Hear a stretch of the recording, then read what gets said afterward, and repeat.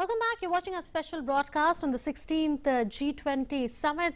Prime Minister Narendra Modi is attending the summit in Rome, and today is day one of the summit. This is a two-day-long summit, and this will be followed by the world leaders COP26 summit in Glasgow. In fact, today Prime Minister Narendra Modi met with the Prime Minister of Singapore, Lee Hsien Loong. The two leaders reviewed the full range of the friendly ties between India and Singapore. Prime Minister's office in a tweet said that a fruitful meeting between Prime Ministers Narendra Modi as well as Lee Hsien Loong in Rome. The two leaders reviewed the full range of the friendly ties between India and Singapore. So this is one of the bilateral meetings that the Prime Minister had with the world leaders on the sidelines of the G20 summit in Rome. And earlier, the Prime Minister had a bilateral meeting with the President of France, Emmanuel Macron, and there are a series of meetings that the Prime Minister is holding there with world leaders on the sidelines of the summit. So let's look at some of the basic questions with regard to G20. For the uninitiated, it's important to know what exactly is the G20. So on that, let's take a detailed look to know all about the G20 summit. Well, what is the G20? It is a grouping of 19 countries plus the European Union. These 19 countries include some of the world's largest economies. They are both developed as well as developing nations. All five permanent members of the United Nations Security Council are in the G20, as are the Quad members India, Australia, Japan, and of course the US. Spain is not a G20 member as yet, but is a permanent invitee to the G20 summits. Except Antarctica, the continent of Antarctica, all continents are represented in the G20. In fact, the G20 accounts for 80% of the world's GDP, 75% of the world trade, 60% of the world's population, and 80% of the global greenhouse gas emissions. So this is a ready reckoner on what is the G20. Now look at the history of the G20. Well, the G20 was established in 1999 as an intergovernmental forum for the finance ministers and central bank governors of G20 members in the immediate aftermath of the Asian financial crisis. The crisis had gripped much of East and Southeast Asia in the late 1990s and threatened the world economy. In 2008, the G20 was elevated to the level of heads of state or government. This after low interest rates, easy credit and insufficient regulation led to the collapse of the US housing market and triggered an economic crisis made worse by an international banking crisis due to the bankruptcy of major investment bank Lehman Brothers. So here's a little about the history of the G20, and now a look at the special invitees. A host country invites certain countries as a guest. Besides Spain, Italy has invited Brunei, the Democratic Republic of Congo, the Netherlands, Rwanda and Singapore to the summit. Besides that, Brunei is the chair of the ASEAN, and the Republic of Congo is the chair of the African Union. Also, certain international organizations such as the United Nations and International Monetary Fund are invited to the summit.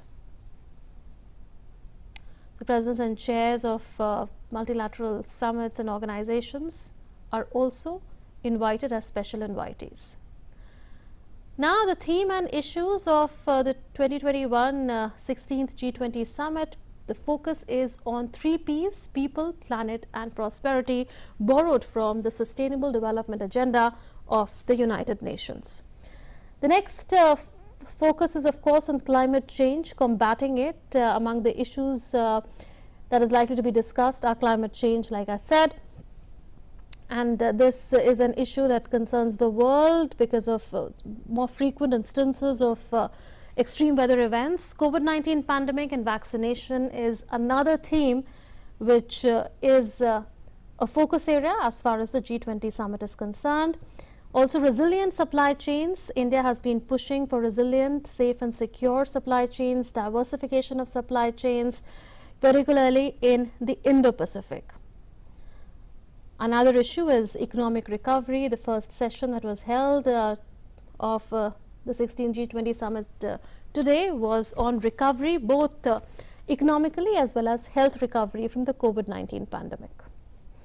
Another issue is a WTO reform. Remember, India has been calling for reform of various multilateral organizations. It has been calling for reform of the World Trade Organization or the WTO, the WHO, which is the World Health Organization, IMF, as well as World Bank. Energy prices is another issue of concern, considering in fact the soaring international crude oil prices.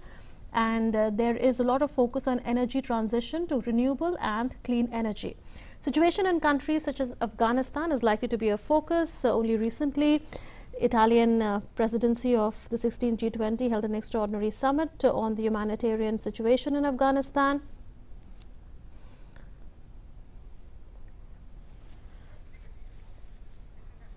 Right.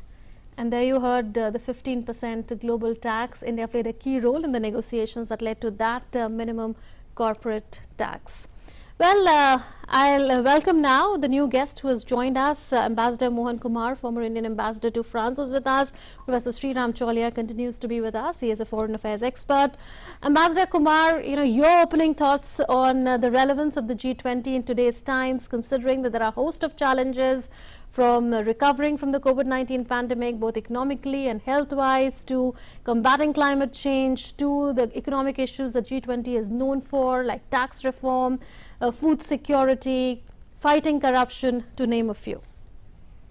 So thank you very much for having me. I think if you look at the trajectory of G20's expansion in terms of mandate, I think it's grown from just being a central bank governors coordination agency to something now which covers, as you mentioned, a host of issues. I myself am inclined to see the growth of G20 as being directly proportional to the failure of multilateral institutions like the United Nations. Frankly, there is no alternative to G20 today. If you want to have global coordination on economic issues, on even semi-political issues, strategic issues. You mentioned, I could mention financing of terrorism, for example, climate change. So there is no other forum, frankly, like the G20. So I am inclined to think that there is no other game in town. And I think India has played a constructive role over the years at G20 fora. And I think it will continue to play an important role. India has never had an opportunity to chair the G20. So I see this as a particularly important phase when Italy hands over to Indonesia and India enters the troika of the past president, the present president, and the future president. We will be the future president or chair of the G20. So I see that as extremely important. I'm going to conclude my initial remarks by saying the Italians have done a good job by saying the summit will focus on planet, people, and prosperity. Planet refers to climate change. People refers to the COVID issue, which has affected all the people of the world. And prosperity refers, as you said in your initial remarks, to supply chains, energy prices, the kind of poverty and inequality that has grown because of the COVID. So all in all, G20 has become an indispensable forum for global economic management, but also management of several other strategic issues. So the G20 now is really a forum that makes a big difference to the world. Absolutely. Well, Ambassador Mohan Kumar, I'll continue to stay with you for now and take your thoughts on the importance of the bilateral meeting today between Prime Minister Narendra Modi and French President Emmanuel Macron, considering that you've served in France and we've seen a lot of international diplomacy around the AUKUS alliance. We've seen a meeting that took place between US President and Emmanuel Macron only yesterday. And we are aware of the telephonic conversation that happened just before the Quad Summit between PM Modi and Emmanuel Macron, and how both leaders have reaffirmed the strategic partnership in the past. I wish to say only this to your viewers as the ex-Indian ambassador to France. France is arguably the only strategic partner we have with which we have no outstanding issues. I wish I could say this even with regard to more important strategic partners. This is a problem-free relationship.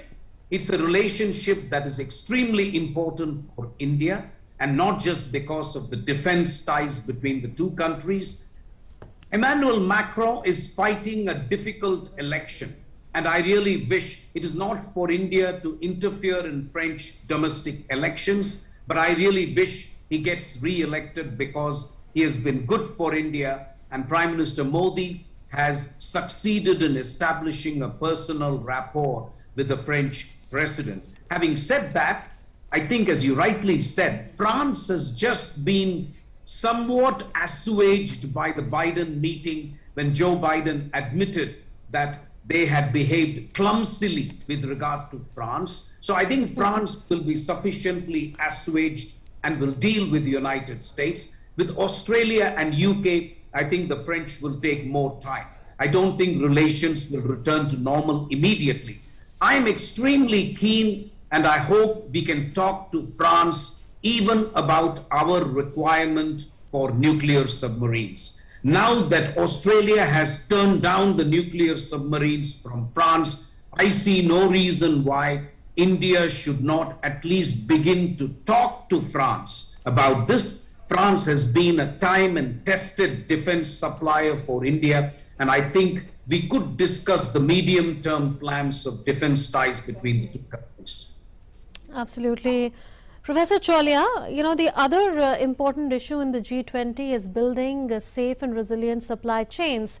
We've seen particular focus on this issue in the Quad Summit, also in the bilateral meetings that the PM had yesterday with the EU Council President, as well as EU Commission President, as well as the Italian Prime Minister Mario Draghi. There was a mention on ensuring safe and resilient global supply chains and diversification of supply chains, particularly in the context of the Indo-Pacific. So how important could this an issue be in the G20 this time around? Do you expect it to find mention in the outcome document? Yeah, I think the whole world is focused on supply chain because of the energy shortages and the sudden, blackouts that many countries have been facing, and also production lines are all struggling. Many places, manufacturers are saying that components are just not coming. Raw materials are not coming. They're all, stuck, in ports or in the high seas. So there is an issue with a lot of snags in the free movement of all the components that make up manufactured products right now. And the Christmas and the New Year season is coming. The rich countries that consume a lot of these durable goods are all looking at possibly empty shelves and nothing to sell or buy. So there is this issue, and this is not just because of specific factors. There's a broader problem, which is that the bounce back from the pandemic depression like condition of last year has been such that suddenly there's a surge in demand.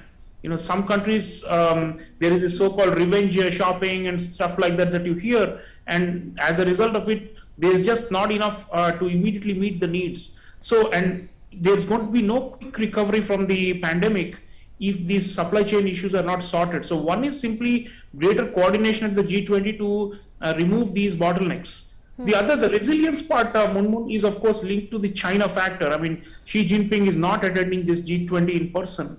And there has been a lot of concern about over-dependence on China and how to shift and to create other locus and other centers on which the world can depend for a variety of goods and services. So I think this is going to be a long-term project. The Chinese still have skin in the game because they have, attracted capital from the West for more than 30 years, almost 30 years. And so now there's a China plus one strategy. A lot of multinationals are looking at alternatives, but without completely quitting China. So it's going to be a gradual process, and the resilience. And I think G20 at the level of leaders, they also need to do something about macroeconomic stimulus, especially for poorer countries. Ambassador Mohan Kumar mentioned the poverty and inequality. These are at an all-time high as a result of the pandemic's economic blows, and in many parts of the world. And for that to happen, a lot of the low-income countries need sustainable debt relief. G20 has spearheaded this initiative, and India has been one of the big champions of this to postpone, debt repayments and all these things further down the line, or even cancel them. I mean, there's a whole social movement worldwide for justice, historical justice, where rich countries and big private owners of capital should actually waive off debts that they want to recover from poor countries when you have social unrest growing. The US intelligence estimates, Munmun, most recent ones say that there's going to be massive social unrest in many countries, leading to even overthrows of regimes, and we are already seeing military coups in Africa and all that. So it's very important that G20 puts their head together and work on these kind of issues. Low-income countries really need a helping hand. That's why we are saying Prime Minister Modi is going to be a major advocate and a champion for developing countries. Right now, they're looking up because the low-income countries, not even one of them is present in G20.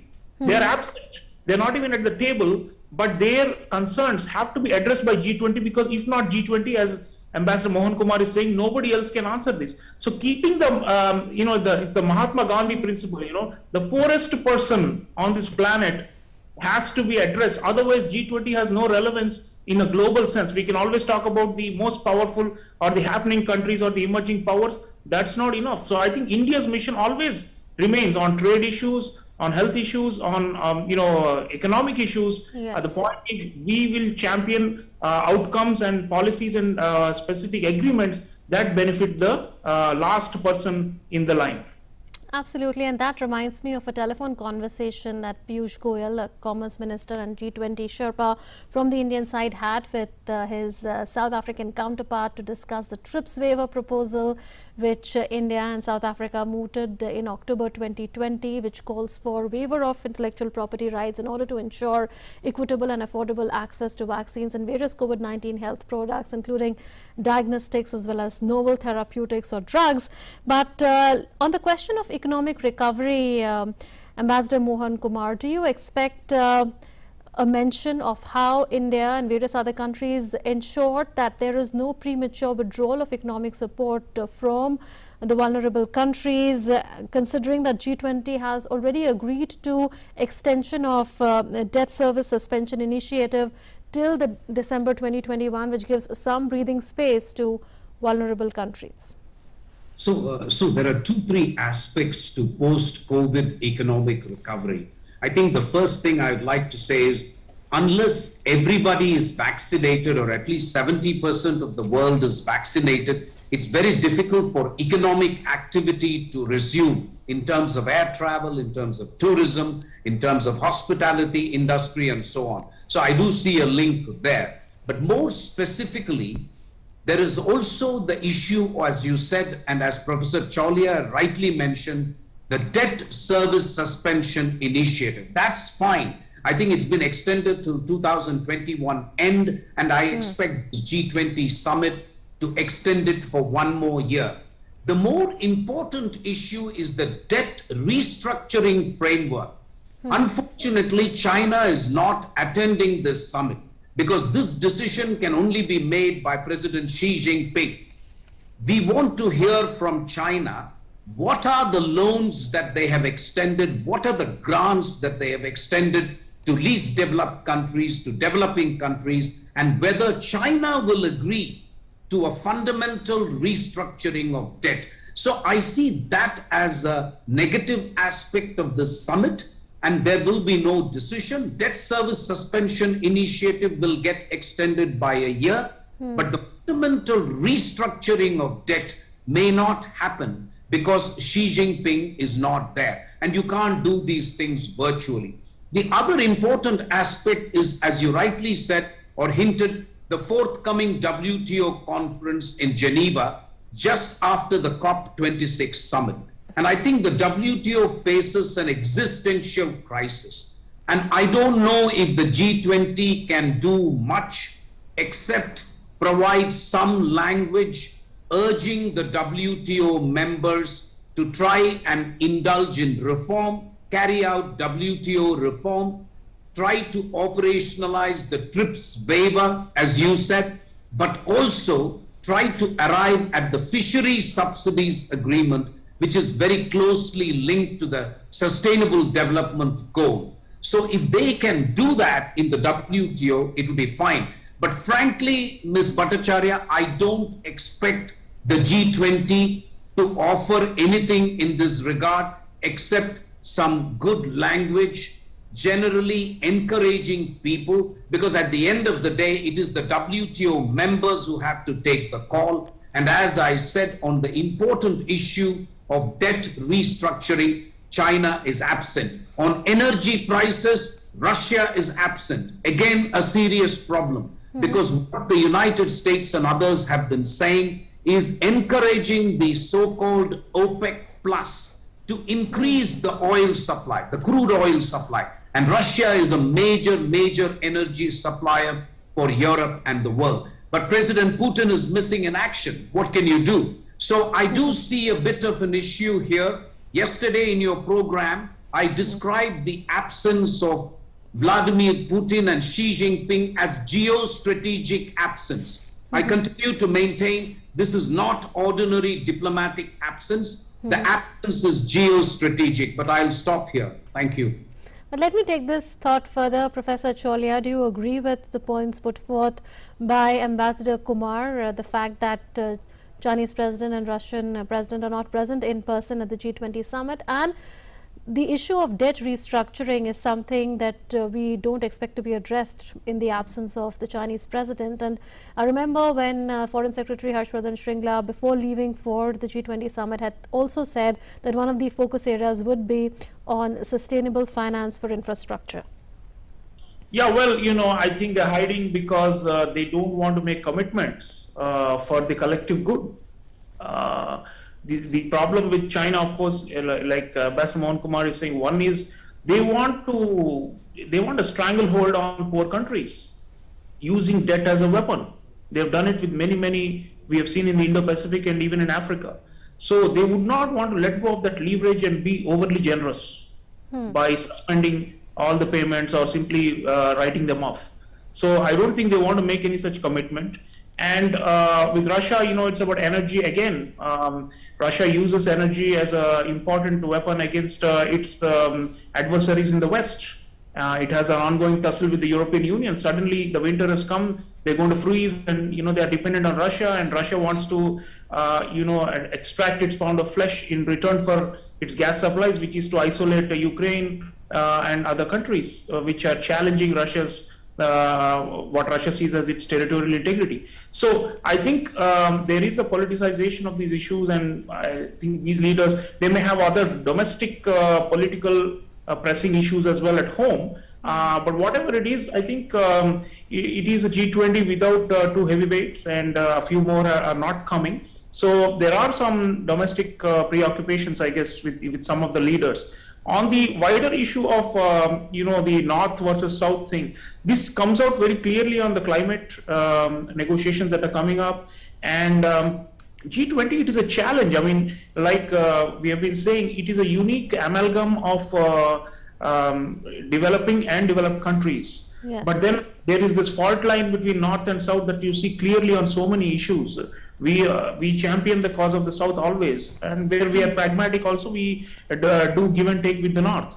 But this contradiction cannot be resolved by G20 in that sense, So I think they are like, I think as Ambassador Mohan Kumar, who's an expert, who's like a veteran at negotiations, knows there's going to be some anodyne language on these issues, and they're going to kick the can down the road on concrete issues. The one issue on which they are all in agreement and which is a low-hanging fruit is this minimum corporate tax, yes. 15% on multinational corporations. We are also in favor of it. We need more revenues. All the countries of the world need revenues. They are starved of revenues to spend on their people, to save their societies right now as they emerge out of this long economic crisis. So it's a good measure. The OECD took the initiative first. Now 140 countries nearly have endorsed it. And we have also joined hands with this initiative, and we want tech companies to also pay more. Our position, our Sherpa Minister Piyush Goyal mentioned that we want the countries, the multinational corporations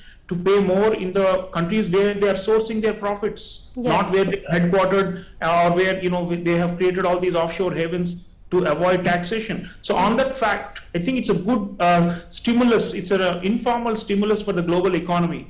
Hundreds of billions of dollars will now accrue and come to the treasuries of countries, and governments really need that fiscal booster right now. So I think G20 is going to endorse and make sure that this is happening quicker. You see, most of these agreements, when you say 15% minimum tax, they're saying there's going to be a window and then it will take 10 years or something before the actual taxes kick in, and people pay, the big global companies pay it. Some of these big US companies, their annual turnover is more than GDP of a lot of poor countries, and this is the time for justice and equity when people are suffering a lot from the COVID-induced long economic crisis. This is the time for G20 to press the button and say, no more of this, and we will crack down, and the multinational enterprises have to comply and do it faster.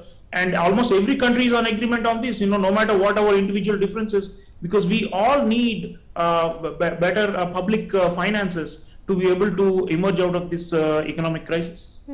Ambassador Kumar, there is this consensus which is emerging, like Professor Chaulia said, to have a minimum corporate global tax, and which will ensure that large MNCs pay a minimum effective corporate tax in the country that they operate in, and the mismatch that we see between source of generation of profits and jurisdiction where profits are taxed would be addressed. But we also look at various news reports that talk about the Panama Papers, the Pandora Papers. There are individuals, perhaps companies as well, that ensure that offshore entities are made, which ensure that their riches are pushed into tax havens, and thus they are able to avoid payment of any tax. What sort of an approach is needed in order to address such an issue? So there are two issues which are related in the question that you're posing. One, as Professor Chaulia rightly says, there has been a minimum corporate global tax that has been agreed to at the OECD, the Organization for Economic Cooperation and Development, based in Paris. India negotiated heavily and was one of the last countries to agree to this deal of 15%. Very frankly, between you and me, we would have liked a higher tax percentage than 15%, but there are countries like Ireland, Luxembourg, Monaco, etc., which wanted much lower. So a compromise has been agreed to by 15%. I want to tell you, viewers, that there is an implication for India in this. India imposes what is known as an equivalent levy, which is a digital services tax of 2% on Amazon and other things. Now that tax will have to be withdrawn because that's the deal. The deal is, if you agree to this 15%, you cannot have a digital services tax, which countries like France and India have at present of 2%. So that is one implication. The other one that you're talking about, Panama Papers and so on, is that India, as Minister Goyal said yesterday as Sherpa, India is one of the co-chairmen of the anti-corruption group in G20. And we are talking about not allowing safe havens, allowing law to pursue people or fugitives from justice across borders, try to see how assets can be retrieved. Asset retrieval is a very, very key issue of what you are saying. Government of India is struggling to recover the assets of people like Vijay Mallya. So this is something that one has to, and not to mention Nirav Modi and all that. So we have been trying to push our agenda on this Panama Papers, asset retrieval, etc., as one of the co-chairmen of this anti-corruption working group under the G20. So you have also addressed the issue of anti-corruption, and like you rightly said, India is the co-chair of the anti-corruption working group. On the issue of digital economy, Professor Chaulia, India has been calling for a balance between free flow of data and trust. It says that the development imperatives of developing countries need to be accommodated. Now, this has been a contentious issue in the past several years. India has a different take and several developed countries have a different take. Do you think that this issue could also be taken up in the G20 summit and find mention in the outcome document? Yeah, the whole issue of digital economy is now foremost because it's overshadowing all the earlier forms of economic exchanges. I mean, there's so much happening between countries in terms of information flows, and countries have a legitimate right also to restrict and to control some of this and to generate revenues out of this. So there is this big question mark about some countries like China and Russia have taken the position that this internet sovereignty. They want the state to be able to access and to control and to retrieve anything they want from foreign players operating in their domestic markets. And then there are others who have got this middle position. I think if I'm not wrong, the International Telecommunications Union is also involved. There are a number of other organizations dealing with this. But at the global level, one of the things we have done in India in a big way is, to digitalize all our welfare schemes and projects. We have the India Stack, which is one of the most successful example of digital inclusion, and it's now open source software that can be used by any other country, and we believe it can be a game changer for Africa and others, to integrate all their financial payments and gateways into under a single software. These are some of these innovations we are doing, and I think we should be promoting this. And the PM has been talking, National Hydrogen Mission, India Stack. These are some of our very, very unique, strengths when we go to these global forums where we can offer our technology and our means to be able to solve global issues using digital means, but in a way that, which still gives sovereign states some control and power, because you can't have complete free for all by, global tech giants. That much I think India also agrees. But to what they also benefit our local economy. There's many of our services are linked to US-based companies, and we definitely trust them more than we trust the Chinese, for example. And there is no national security red flag as far as the Western companies go, which are providing digital services in our country. So we've got to balance out I think we are somewhere in the middle. Ambassador Mohan Kumar knows more. Absolutely. Ambassador Kumar, would you like to weigh in on this? The focus on digital economy and the balancing free flow of data with trust? No, I think very little to add to what Professor Chaulia has said. There's just one issue which India is fighting along with others when it comes to data flow with trust, and that is the issue of data localization. India's data protection security bill is still with the select committee in the parliament and is yet to go back to the Lok Sabha and Rajya Sabha. So we are struggling to get consensus among political parties on what constitutes sensitive critical personal data. And once we decide what is sensitive personal data, India's data protection bill says they must be stored in India. They cannot be stored with Mr. Mark Zuckerberg in California. They have to be stored in India. That is the key outstanding issue, and that is the difference between India and countries like Japan, France, United States, which believe in unimpeded data flow. Whereas we believe that data flow must take into account developmental factors plus factors like personal data. For example, the health data of individuals in India. We don't want that to be stored outside the country. We think that this is personal data, or for example, the political views of persons, the caste of people. This is personal data.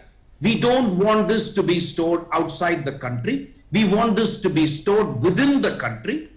And if in some cases we have no problem if the copies of such data are stored abroad, we don't have a problem. but we feel the original data must be available to the government and to people in India for retrieval. And you can have data mirroring, as they say. You can have copies of that data outside the country. So this is the data localization is the key issue. Companies like Google, Amazon, Facebook don't want to spend money. They have to create new servers to store this data in India. They say it is much easier for us to store this data in Singapore, to store this data in California. This is the big issue that has to be resolved. But otherwise, I endorse what Professor Chaulia has said on this subject. Thank you. Right. Professor Chaulia, there is also focus on empowerment of women. There is G20 Empower, which is a special initiative that aims at accelerating women leadership and empowerment in the private sector by leveraging unique alliance among business leaders and governments. It was established in 2020, saw the presidency, and launched 1 year before that in Japan in the G20 summit in Osaka. Now, India has said that it has supported inclusion of language against gender-based violence and supported a new policy framework of G20 on remote working arrangement.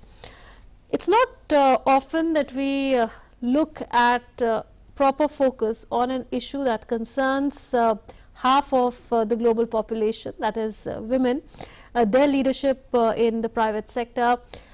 Do you think that this is a genuine attempt being made at ensuring that there is gender parity in every sense of the term? Well, Moon, the thing is, the pandemic has adversely and disproportionately hit women. The data shows that, more women have lost jobs, more women have been forced to enter disreputable practices simply to make a living, more women have been rendered homeless. There has been, complete devastation in the worst COVID-affected countries, which is weighed against women. So the question is, this is linked even to the global recovery. Like you said, half of the earth. So G20, if they prioritize an action plan that will, for example, they're working from home, those arrangements have become very critical. Social structures and families will collapse if there is no flexibility on this matter. So it's very important if there's a global norm. This is the beauty of G20 or these multilateral institutions, right? If they set a general standard saying, we must be more, we must create work practices and workplaces that are friendlier and more equitable for women, then it will boost our recovery. And therefore, these are the norms and the standards. And then individual member countries can then, enact legislation or pass administrative orders domestically in their respective countries to implement this. So G20 is always, it works through persuasion and through consensus and creating norms. It's not a legal thing just because the G20 says that, they take us to court that we have not implemented. It's more like changing the values. So I think it's very important. Angela Merkel is on her way out, and this, I think, is definitely going to be our last G20. There are very few women, even among the world leaders, unfortunately, right now, once she departs. So I think it's very important that we highlight this and to take this forward. Women's representation in offices, in power, and also the specific, intelligent interventions within the economic spaces to make them more productive, and so that what we call the feminization of poverty, this has become rampant because of the pandemic. This has to be reversed. Otherwise, there's no overall recovery. There's no way they can do a fast-track recovery if women remain out of work and remain outside the labor force and are forced to juggle everything on their own with no compensation. So I think the G20 has got the values right. It's a question of finding the right language and building this these norms on the basis of which they will disseminate and percolate. One good thing about G20 is they've dealt with crises. It was the 2008 onwards, it was a crisis fighting organization.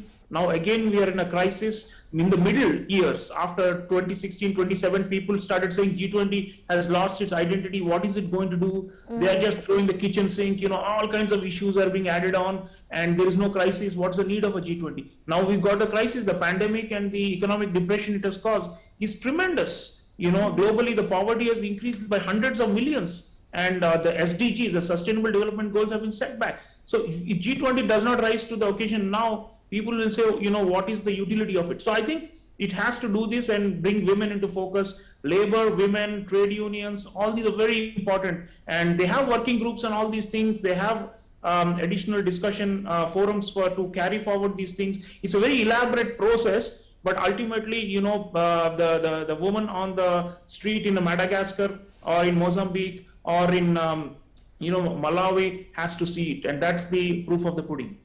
Absolutely. Ambassador Kumar, is it a welcome specialized initiative, the focus on empowerment of women and greater representation, particularly in the private sector, considering that perhaps you're looking at a double whammy? Women were already underrepresented, and now there is the impact of the pandemic. Yes, I mean, I'll be honest with you. It's not a controversial issue at all in the G20, but one has to be honest in recognizing that India has a lot of distance to travel in this regard, frankly. I don't think we in India should assume that everything is hunky-dory, and we have this tendency to do that sometimes. So the first thing that we will have to admit is, as Professor Chaulia said, and he explained at length, I'm concerned that the COVID has resulted in more gender crimes and gender violence. This is of great concern to me, not just India, but world over. Second, there is disproportionate impact on poverty of women. That is, the COVID has definitely led to poverty, but women have been hit much harder. And finally, it is the women who are bearing the brunt in terms of getting back to work. So in other words, the women are the first to get hit when there is an economic recession, and when there is an economic recovery, they are the last to get on the boat of economic recovery. So they will need help, frankly.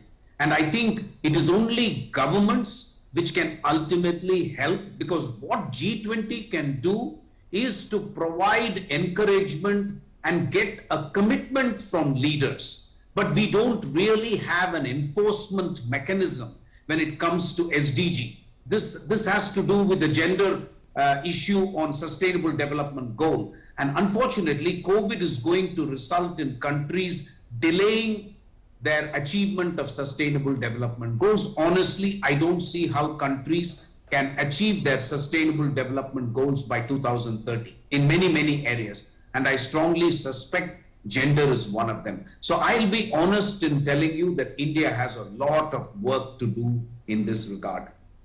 Absolutely. We can't risk not achieving the Sustainable Development Goals. We've already seen how the world fared on the Millennium Development Goals. Well, Professor Chaulia, there is also an event which is called G20 Innovation League being hosted by the Italian presidency, and the focus is on sharing of views and innovative solutions to key global challenges and fostering global cooperation. We've seen in the Quad particularly, and in the visit that the Prime Minister had to the US, where he met various industry captains, on how there was focus on investment in innovation and critical and emerging technologies. Here we are looking at focusing on innovative solutions to key global challenges and fostering global cooperation. What do you make of this G20 Innovation League, and what is it that one can achieve through such innovative solutions to key global challenges? Well, Munmun, I was just mentioning the India Stack, for example. These are, very genuine indigenous innovations that our software sector has done. And this can really, all the social welfare schemes, a direct benefit transfer, cash handouts, subsidies, all these can be actually easily pooled under these India Stack. And this kind of thing, is an innovation. CoWIN, our CoWIN app, is an extraordinary innovation. And, more than 140 countries have shown an interest in adopting it as they go forward in fighting the pandemic and other health crises in their country, in their respective countries. So we have such, extraordinary feats done by our technicians and our engineers. And this is what I think Prime Minister Modi always believes in projecting, because he believes India can provide solutions to the world's problems. So yes, innovation is something here with the startup, climate within India getting, revving up in a big way, and young entrepreneurs. I think PM always believes that this is the future, and he has emphasized this often in his interactions with world leaders and in these kinds of forums. So we will definitely want to promote it. But like with climate adaptation and like with vaccine manufacturing, there is a dearth of venture capital financing, and this does not generate enough ideas and opportunities for young people to come up with, to fructify their ideas, So I think that's very important that G20 creates a fund to promote innovation. There are lots of, these funds going around. Some of them are in totally private hands. And my view is if governments come in and all of them agree that this is a priority area in education, in finance, in healthcare, this should be innovation, not so much based on, intellectual property rights and maximizing profits and creating big national champions or powerful corporate success stories. I don't mean innovation because generally in the private sector, they talk about innovation differently. Here we need social innovation, social entrepreneurship. If there are, if there is a water supply idea in Africa or in Latin America or in South Asia that can then be, exported or copied by other countries successfully, which will solve issues of hygiene, that's the type of innovative model. If we can scale it up through G20 support, nothing like it. And it goes back to my earlier point that low-income countries are looking up to G20 and asking, what are you going to do for us? The ones at the bottom of the rung. So innovation, which is social and which is based on equity, is something very close to Prime Minister Modi's heart. And I think India is going to play a major role in advancing this G20 innovation initiative. Absolutely. Ambassador Mohan Kumar, is there a lot of scope when it comes to incorporating innovation to have solutions for global challenges? I would say just two things in addition to the comprehensive intervention by Professor Chaulia. One is the fact that if we can come up with vaccines for children in India, after all, we have done a wonderful job of not just vaccinating, but also remember these vaccines are Indian vaccines at the end of the day. So can we innovate to do maybe a booster vaccine and a vaccine for children? That is number one, because COVID is not going to leave us anytime soon. The second I would say is, can India be a leader in green hydrogen when it comes to climate change? Solar, we are already good, but we import a lot of solar panels. I would like innovation there. But more importantly, can we be a climate leader in green hydrogen? That, I think, if our scientists can help deal with climate change, that would be absolutely wonderful. So I would mention these two challenges, that is COVID and climate change, and any innovation in India which can help India and developing countries tackle these two global challenges would be very, very welcome. There are indications that India is set to highlight the clean hydrogen mission. In fact, Niti Aayog CEO had written an opinion piece saying that India may well project it as the biggest potent weapon against climate change. Well, we've discussed, Ambassador Kumar, before you came here, extensively the fight against climate change as well as the fight against the COVID-19 pandemic and how to ensure that the world is better prepared for future pandemics and that pandemics don't occur in the first place. And if they occur, they are detected and then responded to effectively. But one issue that we haven't discussed so far, and Professor Chaulia, I'll come to you, is terrorist financing.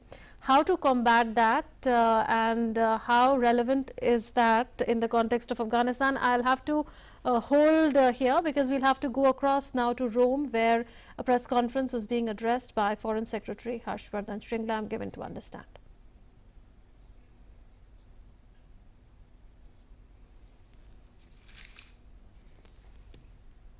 Not the end of day two, but this is a good opportunity since Foreign Secretary has kindly agreed to spend some time to explain what exactly has been happening and what has been the Prime Minister's agenda. So, sir, I will give you the floor, sir. Thank you. Namaskar and good evening. it okay?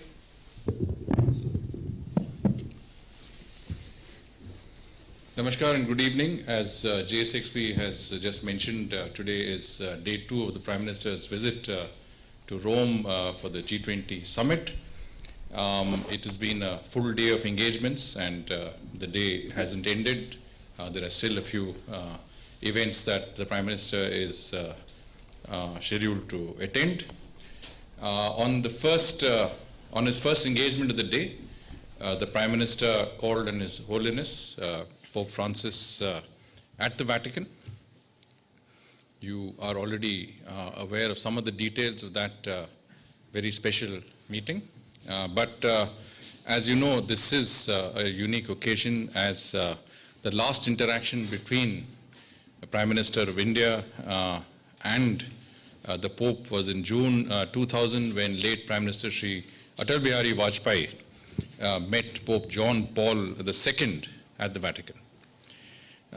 This is a private audience that the Prime Minister had with the Pope. The two leaders discussed many topical issues, including the COVID-19 pandemic, economic and health recovery from the pandemic, the issue of climate change and the environment. You can judge the warmth of the conversation by the fact that the meeting was to have been a 20-minute schedule, but lasted for around an hour. The Prime Minister invited Pope Francis to visit India at an early date. The last papal visit to India was in 1999, when Pope John Paul II visited India. The Pope has graciously attended the Prime Minister's, accepted the Prime Minister's invitation, and in his own words, I'm paraphrasing him, he says, "You have given me the greatest gift. I'm looking forward to visiting India." The Prime Minister presented His Holiness with a silver candle stand and a book on our commitment to the environment. The Pope reciprocated with a bronze plaque with the inscription, "The desert will become a garden." As you know, this is a quote from the Old Testament. Prime Minister also had a brief meeting with the Secretary of State of the Vatican, His Eminence Cardinal Pietro Parolin. Prime Minister then subsequently visited the venue of the G20 summit, where he attended the inaugural ceremony with the other leaders. And thereafter, he attended the first session on the global economy and global health. In his intervention at this first event of the G20, the Prime Minister highlighted India's contribution in the fight against the pandemic. He mentioned India's medical supply to over 150 countries.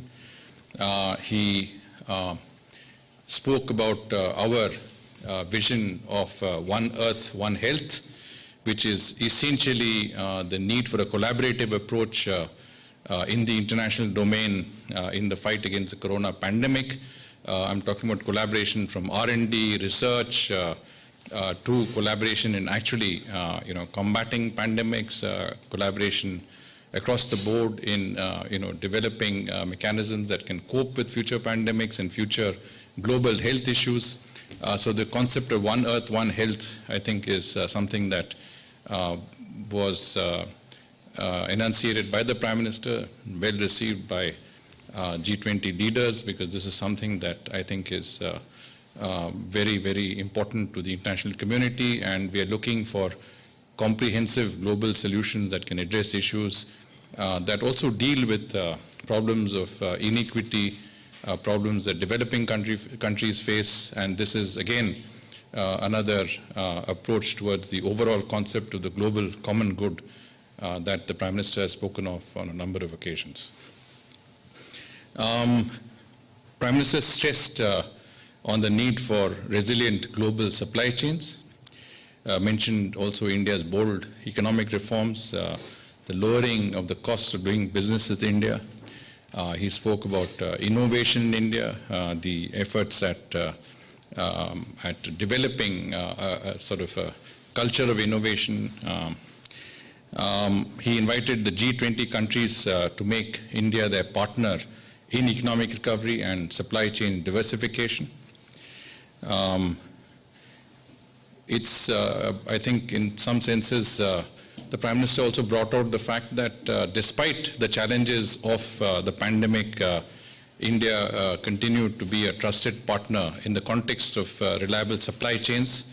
He spoke about the IT sector, the BPOs, where we did not allow the pandemic to come in the way of our contribution in the overall chain in the global processes.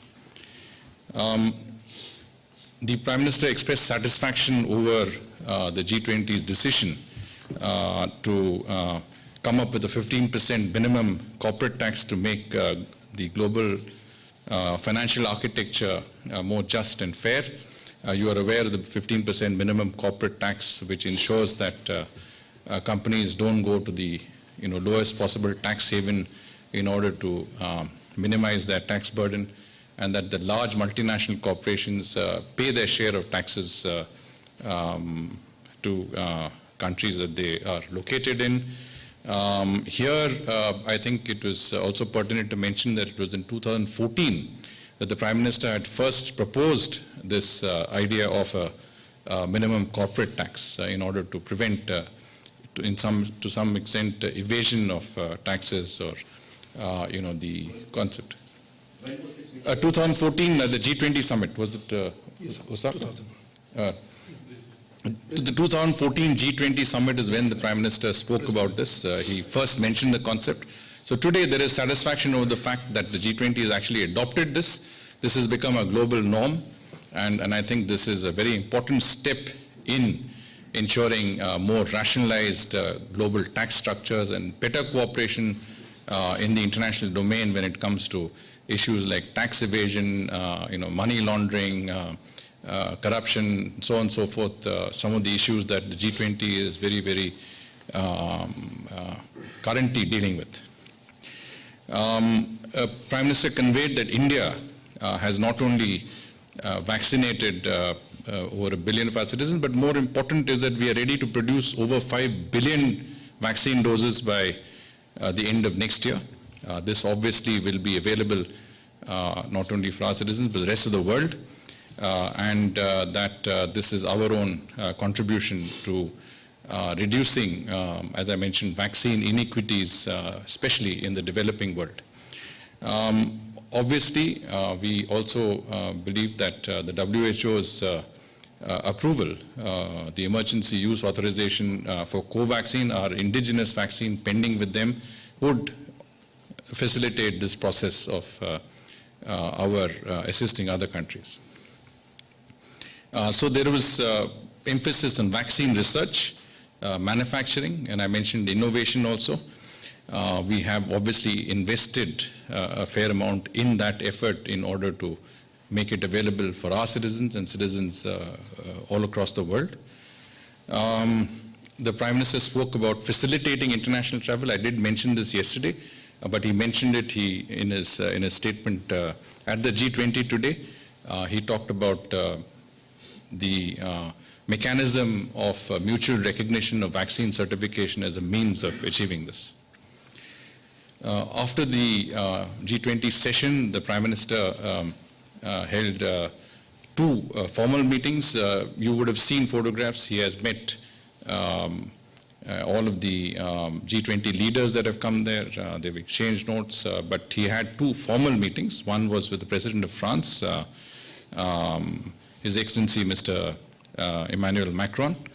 And in that context, the Prime Minister welcomed the European Union's Indo-Pacific strategy. You'll recall that the Prime Minister had met both the President of the European Union and the European Union's Council and the European Union's Commission. And yesterday, and spoken about the Indo-Pacific strategy, he did say that France had played an important role in facilitating a European Union Indo-Pacific strategy, and he thanked the French President for his leadership role in developing this strategy. The two leaders reaffirmed their commitment to cooperate in the Indo-Pacific, to find new and innovative ways to cooperate to further the objective of free, open, and inclusive rules-based order in the region. There was also a discussion on the forthcoming COP26 and climate change related issues and the need to focus on climate finance. Prime Minister invited President Macron to visit India at an early opportunity. The next meeting of the Prime Minister was with the Prime Minister of Singapore, His Excellency Mr. Lee Hsien Loong. Prime Minister has met the Singapore Prime Minister on a number of occasions, but this is their first meeting in the post-pandemic period. I think this is a good opportunity for the leaders to link up with each other. With the Prime Minister of Singapore, Prime Minister discussed global efforts to combat climate change and the forthcoming COP26. They discussed efforts to contain the COVID-19 pandemic through expedited vaccination efforts and ensuring supply of critical medicines. In that context, the Prime Minister thanked the Prime Minister of Singapore for his assistance and that of the government and people of Singapore during our second wave of the crisis. When Singapore, we were able to source a very large number of our requirements in terms of ISO cryogenic tankers, concentrators, oxygen equipment from Singapore.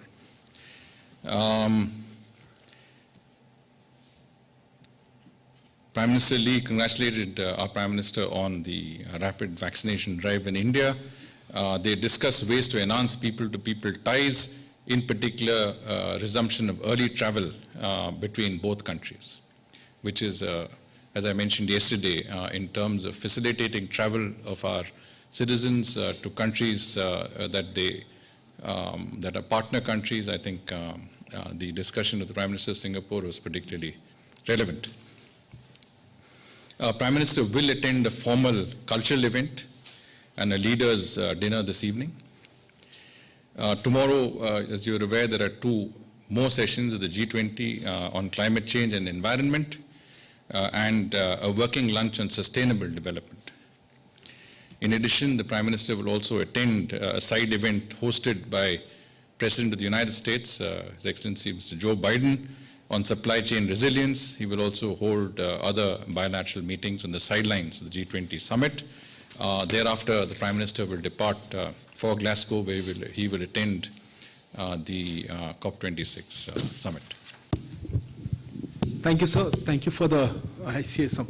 Look, today time is actually very tight. We'll take the questions. We'll start with the ones. Yeah, please go ahead.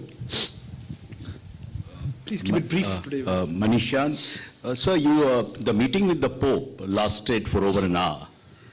You spoke about some major issues you should discuss, poverty, climate change. Could you give a flavor of the conversation? And this issue of religious freedom, did it figure in the discussions? Could you just broaden the briefing on this? And the second part is, in the meeting with the French leader, French president, did AUKUS figure in the discussions? France expressed an interest in joining the Quad in some way or supporting the Quad, something to that effect. Thank you. Please. Sir, Pranay Upadhyay from ABP News. क्या आज की G20 की बैठक थी उसके अंदर global energy crisis को लेकर भी कोई बातचीत हुई है? क्या पीएम ने इस मामले को उठाया है कि दुनिया भर में जो एनर्जी क्राइसिस या एनर्जी के प्राइसेस बढ़ रहे हैं उसको किस तरीके से हैंडल किया जा सकता है? Siddhant. Sir, during his intervention, Siddhant from Beyond, sir, during his intervention, how much focus was there on climate issue? Because this year's G20 is all about COVID crisis and climate change, and we have seen an increasingly divided world when it comes to climate change over climate financing as we go to the Glasgow climate meeting. Sir, Pragya from ANI, also about Pope's meeting, you said that he is invited and Pope has accepted the invitation. So is there a timeline to the visit of Pope to India and also significance of it? So. Okay, now let me start by answering Manish's question. The meeting between the Prime Minister and His Holiness the Pope was a very personal meeting. In other words, they spent time on a one-to-one basis. I know that the meeting was characterized by warmth and candor. Both, I think, the Pope and the Prime Minister spoke of a number of issues which, as I mentioned, are topical and relevant to societies all over the world. How do you deal with this issue of the COVID pandemic? What have we done in terms of our own health preparedness, best practices in India? Also issues of which are relevant to the world, like climate change, the environment. I think there was also a conversation of a number of unique steps that we have taken in our own way to help communities and people in distress all over the world, whether it was facilitating evacuations in Iraq or from Yemen or from different parts of the world, Afghanistan. I think, and of course, His Holiness took a lot of time to explain to the Prime Minister about the Vatican, about their work, about some of the interesting artifacts and memorabilia that is there in the Vatican. It's like a museum. It's a very, I would say, place which has housed centuries of religious and spiritual objects, of reverence for people all over the world.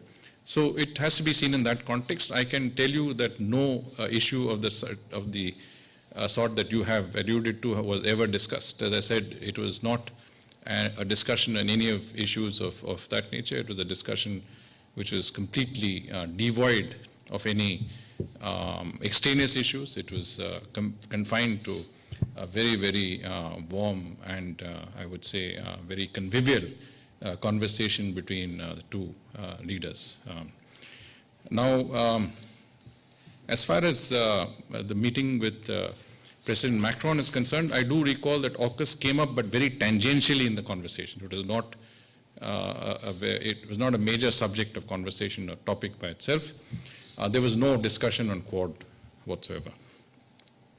Pranay, आपने G20 के बारे में ये global energy crisis का मुद्दा आपने पूछा कि अगर ये मुद्दा रेज हुई थी मीटिंग में, आपको पता है कि जो पहला मीटिंग आज G20 की हुई वो सिर्फ हेल्थ इश्यूज पे थी, तो ये शायद एनर्जी क्राइसिस उसका इतना रेलेवेंस नहीं था, और हो सकता है कि ये बाद में किसी मौका अगर मिले तो ये इसका चर्चा जरूर होगी, पर आज नहीं हुई है इसके बाद. Siddhant, you spoke about a possible climate divide, or rather a divide in the G20 on climate-related issues. I don't see it that way. I think G20 represents countries that have, I would say, prominent countries all over the world that contribute greatly to the global economy and also, more important, dealing with the problems that the world faces. And I think the endeavor of the leaders is to find solutions. Obviously, there are different ways of finding those solutions, but everybody knows that climate change is an issue. So you may have a different view about how to tackle the issue of climate change. You may feel that there is more emphasis on one or the other areas of climate change. But the fact that climate change is a problem for the globe to face is there. I'm sure, there's another full day of meetings which are there. I'm sure at the end of this all, we will find that the G20 will have solutions, will have outcomes that represent a consensual view of the organization. So that's all I can say for now on this issue. I think from ANI, the question was whether the Pope, about the Pope's, the invitation that the Prime Minister extended to the Pope. The timeline. If there is timeline, when will he be? That's right. So, we didn't the Prime Minister and the Pope did not discuss the dates of the visit. Prime Minister said, please visit India at your earliest convenience. Obviously, the actual details will be worked out through diplomatic channels. The fact of the matter is the Prime Minister did invite the Pope. The significance of the invitation is well known to all of us. The last papal visit to India was in 1999 when Pope John Paul II visited India. It is obviously going to be a very important visit, both for India to receive His Holiness and for the Pope to visit India. As I did mention to you, the Pope was delighted to visit India. He has a although he's never been to India, he has obviously a great sentiment about our country, and he said that this is really the greatest gift that you could give me. I'm looking forward to my visit to India. Very brief one-liner. So we'll have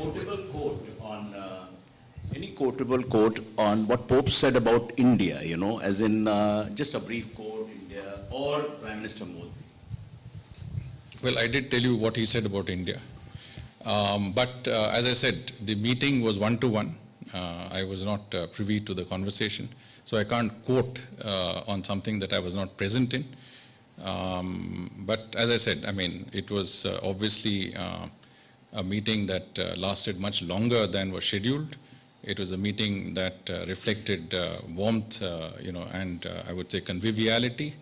And it was a meeting that I think I can say that I saw that both the Prime Minister and the Pope had very, a sense of great bonhomie and closeness that radiated from both of them when you saw them together when we went and paid our respects to the Pope.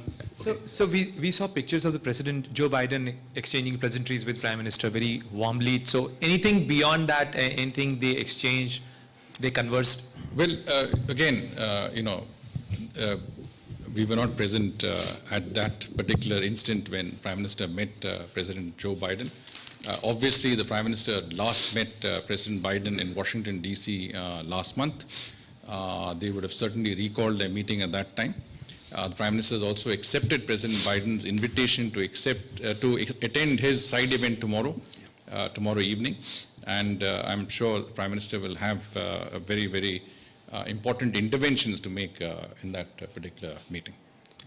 Thank you very much, sir. Thank you for your presence and for the details that you provided. And I also thank all of you here, friends from the media, who've joined us and those who are joining us live.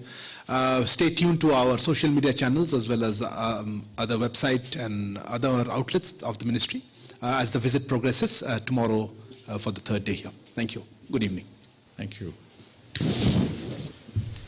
So there you heard the press conference from the Ministry of External Affairs in Rome, where Foreign Secretary Harshvardhan Shringla spoke about the meetings that the Prime Minister had today and his interventions at the G20, where the Prime Minister spoke about a lot of things, from the contribution that India is making with regard to providing vaccines to the world, to the need for mutual recognition of vaccine candidates. Besides that, there were meetings that the Prime Minister had with the Prime Minister of Singapore, with the President of France, to name a few, and of course the important meeting that the Prime Minister had with Pope Francis in Vatican. That's about it then in this special broadcast, but our focus on India at G20 will continue. Mark Lynn will join us now, and I'll take your leave for now. Thanks for watching.